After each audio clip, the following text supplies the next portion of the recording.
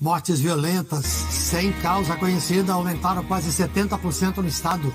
No mesmo período, houve queda nos registros de homicídios. Uma parte considerável dessas mortes com causa indeterminada tratam-se de fato de homicídios, mal classificados. Estão presos 3 suspeitos de participar do ataque a agências bancárias em Araçatuba. Durante o dia, a polícia detonou parte dos explosivos que foram espalhados pela cidade. 2 moradores que morreram no tiroteio foram enterrados hoje. Um deles fazia gravações durante o assalto. Nossa, que foi atingida, mano. Nossa senhora, meu Deus. Ai. E ainda, São Paulo registra a primeira morte por Covid-19 provocada pela variante Delta. Guarulhos começa a exigir o comprovante de vacinação em restaurantes. O passaporte sanitário também vale na capital a partir de amanhã. O certificado que comprova a imunização, pelo menos com a primeira dose, será obrigatório em eventos com público superior a 500 pessoas aqui na cidade. A partir deste instante, aqui no SPTV.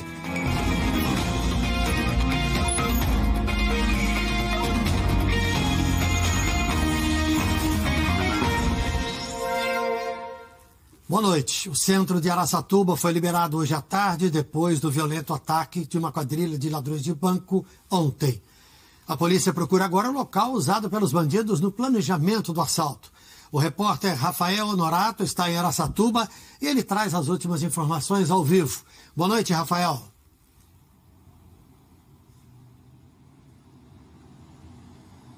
Oi, Tramontina, boa noite para você, boa noite para todos que acompanham. Eu vou falar ao vivo bem do centro de Araçatuba, da Praça Rui Barbosa, ao lado das agências bancárias que foram atingidas, que foram atacadas por esses criminosos. A suspeita da polícia é de que o bando tenha ficado em um sítio aqui da região de Araçatuba, uma propriedade rural, e que lá eles tenham planejado e se organizado para a realização desse assalto aqui na cidade. A polícia procura, então, esse sítio que agora está vazio, porque lá podem haver pistas importantes, para elucidar desse crime.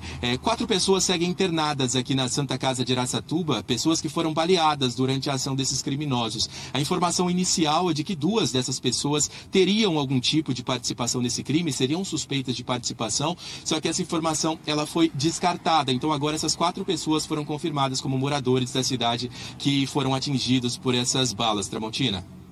Obrigado, Rafael. O Departamento Estadual de Investigações Criminais prendeu em Campinas um dos suspeitos de participar do planejamento dos ataques. As equipes do Batalhão de Operações Especiais que estavam em Araçatuba retornaram hoje à capital depois de encontrar 97 explosivos em 36 horas de trabalho. Explosões controladas feitas pela polícia em um aterro sanitário de Araçatuba. A quadrilha deixou explosivos nos bancos e espalhados pelas ruas do centro da cidade, dentro de carros, num caminhão. Desde ontem, equipes do GAT, o Grupo de Ações Táticas Especiais da PM, fazem uma varredura na cidade. Até amanhã de hoje, já tinham localizado mais de 100 quilos de explosivos. Segundo a polícia, pelo menos 20 homens participaram dos ataques aos bancos. Eles fizeram reféns. Moradores foram usados como escudos, amarrados sobre veículos. Depois da fuga, a polícia encontrou 7 carros abandonados em uma mata, perto de Bilac, cidade vizinha de Araçatuba. Policiais do DEIC, Departamento Estadual de Investigações Criminais, prenderam um homem ontem à noite em Campinas. Segundo a polícia, ele confessou ter ajudado no planejamento do ataque. E em Araçatuba, um homem e uma mulher também estão presos, suspeitos de participação no crime. 3 pessoas morreram durante a ação dos ladrões, um dos assaltantes e 2 moradores da cidade. O corpo do personal trainer Márcio Vitor, de 34 anos, foi velado hoje pela manhã. Nunca espera que aconteça com a gente, é meu filho que estava aí, coitado, de bobeira aí, e acabou pegando ele como refém, né? É um menino bom, né? Uma criação muito boa, graças a Deus, um trabalhador e muito sonho aí pela frente. Infelizmente, ainda nós estamos vivendo isso, né? Infelizmente. O comerciante Renato Bortolucci, de 38 anos, foi baleado quando tentava gravar imagens do assalto. Ô filho, peraí que eu vou cuidar vocês aí. Peraí, rapaz, Renatinho, vou trocar ideia com vocês aí. Não deu muito certo não, o cara não gostou não, eu falei que eu ia trocar ideia com ele. Já ferido, ele chegou a gravar um áudio. Nossa, que foi tingida, mano. Nossa senhora, meu Deus. Ai. As aulas que estavam suspensas em Araçatuba desde a segunda-feira voltam amanhã nas redes municipal e estadual. Em 10 anos, caiu o número de homicídios no estado de São Paulo. No mesmo período, as mortes violentas por causa indeterminada cresceram quase 70%. Estes são alguns dos dados revelados pelo Atlas da Violência, publicado hoje pelo Instituto de Pesquisa Econômica Aplicada e pelo Fórum Brasileiro de Segurança Pública. A repórter Laura Cassano conversa conosco agora ao vivo e traz informações. Boa noite, Laura. Boa noite, Tramontina. Boa noite a todas e a todos. Olha, o número de registros de homicídios em todo o estado caiu de 2009 para 2019, passando de 6.557 para 3.361. Registros de violência contra a mulher teve uma redução de 42,9% e contra os negros de 35,7%. Mas o número de mortes violentas sem uma causa determinada no atestado de óbito passou de 4.000 só em 2019, e isso é um aumento de 68% em relação a 2009. E a gente sabe que muitas dessas mortes violentas podem ter sido assassinatos que não foram devidamente investigados e esclarecidos e, portanto, não entraram corretamente para as estatísticas. Portanto, é muito importante olhar com cuidado para esses números. Dia 25 de dezembro de 2019. O último Natal antes da pandemia deixou um marco brutal na vida da Jaciara. Ela perdeu o filho de 16 anos numa abordagem policial. Esse vídeo mostra a aglomeração que se formou nas imediações da Rua Alba, na Zona Sul. O boletim de ocorrência diz que Cauã estava armado e revidou os tiros dos policiais. O atestado de óbito registrou que ele morreu por causa de traumatismo crânioencefálico. Eu não entendi por que colocou assim. Eu queria uma resposta. A verdade, porque assim, meu filho não morreu de traumatismo craniano. Para ela, o Cauã foi uma das vítimas de homicídio em São Paulo.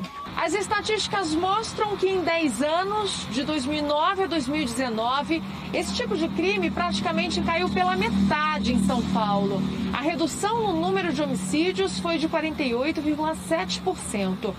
Parece uma boa notícia, mas tem um outro dado que chama atenção e acende um sinal de alerta. A quantidade de mortes violentas sem causa determinada disparou 68% no mesmo período. O número passou de 2.451 em 2009 para 4.133 em 2019. Para o coordenador de projetos do Fórum de Segurança Pública, esse aumento preocupa porque pode deixar de registrar muitas mortes violentas como homicídios, e isso acaba afetando as políticas públicas da área de segurança. Uma parte considerável dessas mortes com causa indeterminada tratam-se de fato de homicídios, né, mal classificados. Então, essa redução, a magnitude dessa redução, ela pode ser um pouco diferente, tendo em vista essa perda de qualidade dos dados no sistema de saúde. Se a gente não tem dados qualificados a respeito do problema, significa que a gente não está vendo o problema com a clareza e com a clareza necessária para poder intervir. Esse advogado especializado na área de direitos humanos diz que o aumento na taxa de mortes com causa não determinada pode ser sinal de que a quantidade total de homicídios esteja subnotificada. Esse é um problema que nós temos em São Paulo e em vários estados do Brasil. Essa subnotificação dos homicídios, das mortes. O mínimo que a polícia precisa fazer constar é a causa da morte. Não tem nada que alivie a dor de perder um filho, mas a Silvia, que perdeu o dela em janeiro, afirma: quando a causa da morte não é esclarecida, o sofrimento é ainda maior. O filho dela Pablo Juan Gonçalves, de 20 anos, foi assassinado em janeiro, mas o primeiro boletim de ocorrência registrou a morte dele como suspeita. E ela ouviu do delegado que era para aceitar que o filho tinha se suicidado. Foi aonde eu entrei no caso e falei para ele, eu não vou aceitar esse papel, porque meu filho não tinha motivo para se suicidar. A Secretaria da Segurança Pública disse que as estatísticas são compiladas há mais de 20 anos, divulgadas de modo transparente e usadas pela imprensa e institutos de pesquisa, e afirmou que São Paulo tem a menor taxa de homicídios do país, 7,3 homicídios dolosos por 100 mil habitantes em 2019. Já a Secretaria de Estado da Saúde diz que é responsabilidade dos municípios colocar as causas das mortes no sistema de informações sobre mortalidade. O DHPP, Departamento Estadual de Homicídios e Proteção à Pessoa, está investigando a morte do padre Paulo Francisco Santana Ribeiro, de 75 anos. O corpo dele foi encontrado em casa, na Lapa, zona oeste da capital. E o repórter Renato Biasi está agora no DHPP e traz os detalhes deste caso. Boa noite, Biasi. Olá, boa noite para você, Tramontina, e para todos que nos assistem. O padre Paulo Francisco Ribeiro, natural de Teófilo Otoni, Minas Gerais, tinha 75 anos, foi enterrado agora à tarde num cemitério às margens da rodovia Anhanguera. O corpo dele foi encontrado ontem por amigos dentro da casa onde ele vivia, na Lapa, zona oeste da capital. Mas a perícia constatou que o padre já estava morto havia alguns dias. O padre Paulo era mineiro, como eu disse, fez a formação eclesiástica dele na Europa e no Oriente Médio, estava aposentado havia alguns anos pela arquidiocese aqui de São Paulo, mas era sempre convidado para rezar missas em diversas igrejas aqui da capital, por isso era muito conhecido. Alguns detalhes da forma como os amigos encontraram ele em casa chamaram a atenção, como por exemplo a casa estava revirada, o que acabou levantando a hipótese de que talvez ele tivesse sido vítima de um homicídio. Mas a polícia afasta praticamente essa hipótese. Para os investigadores, a principal hipótese, a hipótese praticamente certa, é de que o padre morreu de causa. Bom, vocês perceberam que nós tivemos um probleminha na transmissão, o Renato Biasi. Nós vamos ver agora o que diz a polícia sobre esse caso da morte do padre. Vamos lá. E não acharam nenhum sinal de violência na casa, não acharam nenhum sinal de arrombamento, todos os pertences do padre estavam lá com ele, foram tiradas substâncias fisiológicas dele para fazer o exame toxicológico, para ver se tinha alguma substância, foi eventualmente envenenado ou não. Mas nós trabalhamos a princípio como uma morte natural. Agosto termina com a menor média diária de mortes por Covid-19 desde janeiro. Mas os médicos alertam que ainda não é hora de relaxar. O número de casos confirmados pela variante Delta continua aumentando no estado e uma morte já foi confirmada. A vacinação avança em todo o estado. 72,3% da população já tomaram a primeira dose da vacina e 37,1% completaram o esquema vacinal com as 2 doses ou a dose única. Esse avanço já mostra resultados. Os principais indicadores da pandemia caíram. Menos internações em julho significaram menos mortes em agosto. Nos 31 dias deste mês, o estado de São Paulo registrou 6.840 mortes, média de 221 por dia. Foi a segunda menor média diária de mortes por Covid-19 este ano. Janeiro foi o mês menos letal de 2021, com 204 mortes em média por dia.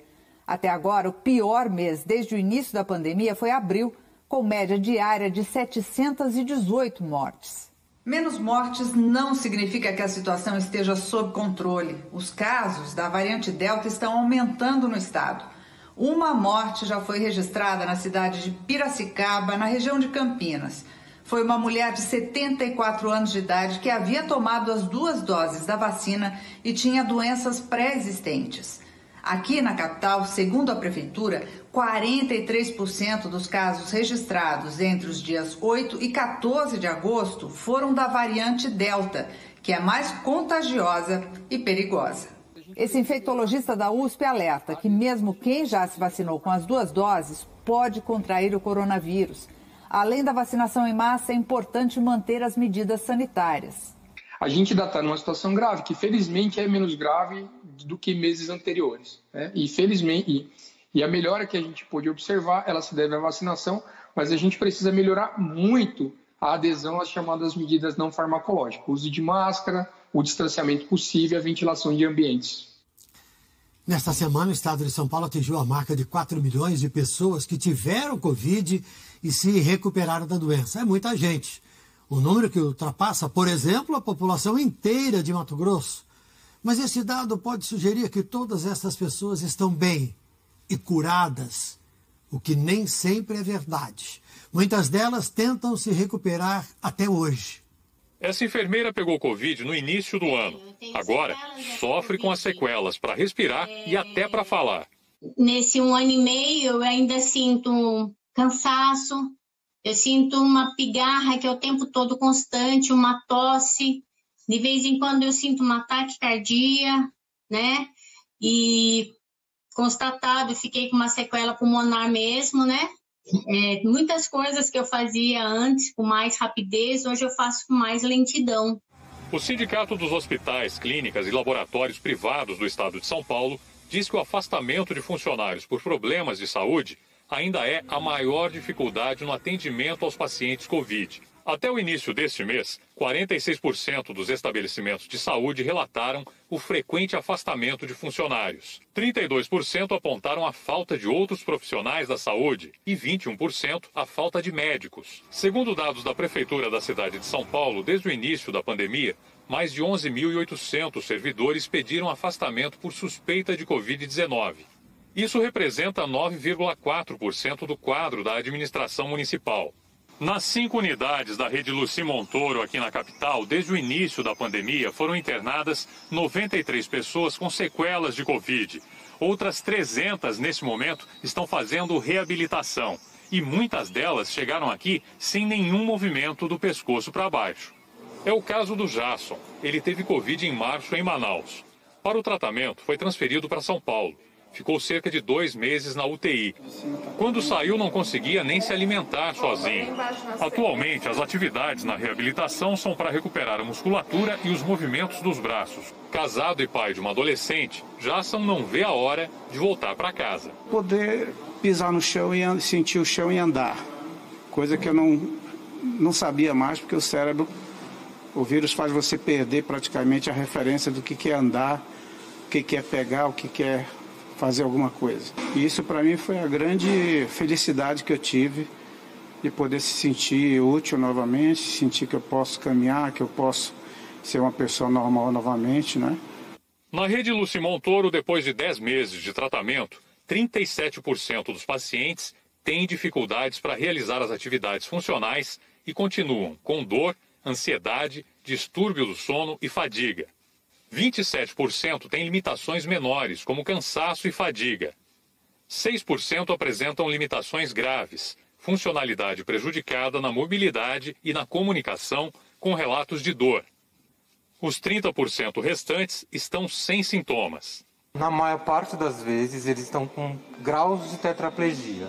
A maior parte não tem força muscular, não mexe em braço, não mexe em pernas, o intestino não funciona, a urina também não funciona. Muitos deles estão com déficit auditivo, estão surdos e com alteração visual. Mesmo após um ano, 70% ainda tem uma sequela, tem uma dificuldade, né? E a gente sabe que andar, comer, restabelecer a função talvez não seja suficiente, porque lá no íntimo, no sistema musculoesquelético, permanece uma lesão, que a gente precisa fazer a recuperação dessa lesão. Neste momento, tem 6.175 pacientes internados no estado. 3.163 estão em leitos de UTI. A Prefeitura da capital informou que pagou hoje aquela parcela de agosto do cartão merenda para mais de 1 milhão de alunos matriculados nas escolas municipais de educação infantil e ensino fundamental.